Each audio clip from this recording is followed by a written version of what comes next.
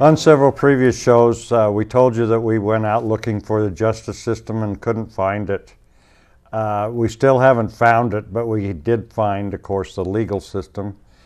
And now we found a whole different creature called family court. So in checking it out, I got looking at different situations, and it's not restricted to Washoe County or Reno or Nevada.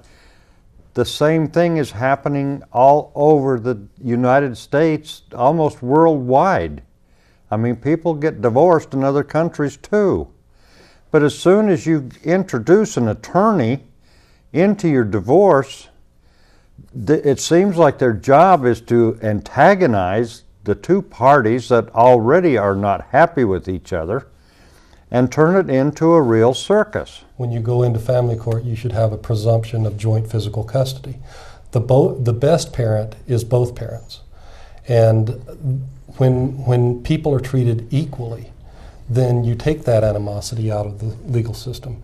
But the attorneys, they are, I don't know what you would call it, they are trained as attorneys. They haven't had a class in family parenting or anything of that nature, so they're trained to be antagonistic. Winner-take-all system, and one parent is going to walk out of there with the children, the other parent is going to be the visiting parent, so the stakes are extremely high. Two people, they must have liked each other somewhere in the past because they created this union. So if it's time to end this union, they've got to be responsible enough to at least sit down with an I hate you attitude aimed at only at each other, but I love this child. That part has to be taken care of. And when you turn it over to a judge and an attorney, you have these problems. And the real bottom line victim is the child. It's that simple. The courts don't really seem to look at that aspect. They're only looking at, okay, well, she says this, whether it's true or not, that just because she says it, he can't see his child anymore. So at all? Well, not at all, but first it's not at all, and then it's supervised visitation, and supervised by who? Whoever they decide. You mean they send somebody in? Yeah, well, they send you to supervise him talking to his child? Yes. Yeah, so, it's been a long process that is just, you think, oh my God, this cannot be happening in the United States. I could understand in a communist country where they take your kid, they take your property, they take your money away from you for no reason at all, but what this person over here said. They're all following some sort of a guideline here. And it seems to be a pattern of one parent or the other having custody of the child and a check for child support being involved from one direction or the other. Now, when they get sideways and behind in their payments, then the welfare division will come after them in the DA's office and start collecting these late payments. Now this is where it gets real strange. They collect the payments from the person that owes the back child support any way they can, taking his property, attaching wages, any way they possibly can get hold of that person's money, and then they give that to the person who it's owed to.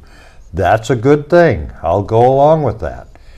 However, the part that gets really strange is when the DA's office or the welfare agency involved or the state, nobody seems to know, receives 66 cents on the dollar in matching funds. Why? A couple of statistics here. First, I agree with you that it is a low percentage, and I only agree with you because I've been told. I really don't know what the percentage is. Nobody does. However, in the state of Massachusetts last year, they received $550 million in federal matching funds. Now that tells me that they must have a lot of deadbeat dads, as they like to call them, that they're collecting from. Now, listen again carefully. $550 million in matching funds. Now, I could run a fairly decent operation and office for $550 million a year. I'll guarantee it. It makes no sense what they're saying, that this money pays for these offices and the DA. Now, the other question that comes up is, don't our taxes pay for these services? And also, I've said it before and I'm going to say it again, and I'll probably say it 50 times. There is no such animal or thing as federal money. The federal government has no money. They have our money. The judge makes some determination of you're the bad person, and so you have to pay, but you can't see your kids, or whatever it is. It's not a good situation, and it is proven to be a very wrong decision. There doesn't seem to be any way to reverse it. What the judge says is the way it is, and the way it stands, right or wrong. And how do you explain that to a child, that they can't see their parent because this man that they've never met or this woman that they've never met is deciding that? You know, and every child that is going through this, they're going to think that it's their fault because the parents are fighting over them, and it's only the children that get hurt in the end. It makes no sense. That's the problem with this whole thing, is it doesn't make any sense, with the exception of money. When you have a presumption of joint custody, that automatically alleviates the, how do I get the child? Am I going to be able to go to his baseball game, go to her play, go to the recitals? Am I going to be able to go to parent-teacher conferences? Am I going to know where my child goes to school? Right. It's going to alleviate those fears, and because based upon those fears, that's where, oh, well, if I want to be a part of my child's life, I need to lie about this other parent. Yeah. So when you don't have that animosity, because you're already assured, this child that I've created, that's mine, that I held when I was a baby, I'm going to be able to continue to be a part of its life.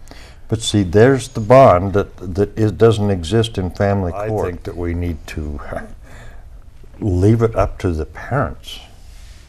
I mean, the parents. Does this go past everybody? The parents brought that child into this world. Now, I don't care if they hate each other tomorrow. The child is still here. The child doesn't have a choice. And for the judge to claim to be able to make that choice is absurd. And that's why people need to get together and be responsible for their actions. If they want to hate each other, that's okay.